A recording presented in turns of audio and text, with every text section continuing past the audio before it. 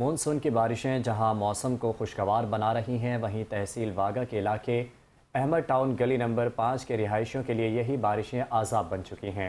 बारिश का पानी जमा होने की वजह से पूरी गली चौहड़ का मंजर पेश कर रही है, जबकि इलाका मकीनों का कहना है कि बार बार शिकायत दर्ज करवाने के बावजूद मकामी इंतज़ामिया और वासा के हुकाम ने अब तक इस मसले पर कोई तवज्जो नहीं दी।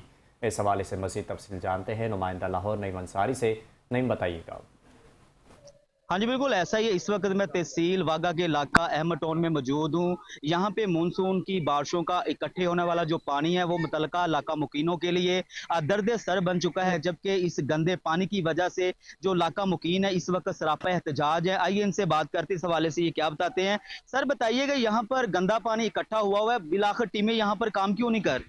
सर काम 4-5 दिन हो गए ने बारिश ਦਾ ਨਾ ਕੋਈ ਅੱਛਾ ਕੋਈ ਨਿਜ਼ਾਮ ਹੈਗਾ ਪਾਣੀ ਤੁਹਾਡੇ ਸਾਹਮਣੇ ਹੈਗਾ ਜੋ ਗਲੀਆਂ ਮਹੱਲਿਆਂ ਜੋ ਮਸਲਾ ਬਣਿਆ ਪਿਆ ਤੇ ਨਾ ਵਾਸਾ ਕੋਈ ਇੱਧਰ ਆਂਦੀ ਹੈ ਨਾ ਗਟਰ ਸਾਫ਼ ਕਰਦੀ ਹੈ ਨਮਾਜ਼ ਪੜਨ ਵਾਸਤੇ ਬੱਚੇ ਸਾਰੇ ਜਿਹੜੇ ਬਜ਼ੁਰਗ ਜਿਹੜੇ ਹੈਗੇ ਨੇ ਉਹ ਨਮਾਜ਼ ਪੜਨ ਵਾਸਤੇ ਗੁਜ਼ਰਨਾ ਮੁਸ਼ਕਲ ਹੋ ਰਹੀ ਹੈ ਮਹੀਨਾ ਮਹੀਨਾ ਪਾਣੀ ਨਿਕਲਦਾ ਸਰ ਬੱਚੇ ਬਿਮਾਰ ਹੋ ਰਹੇ ਨਮਾਜ਼ ਪੜ੍ਹਨ ਜਾ ਸਕਦੇ ਹਾਂ ਜੀ, ਉੱਤੇ ਛਿੱਟਾਂ ਪੈਂਦੀਆਂ ਨੇ ਗੰਦੀਆਂ।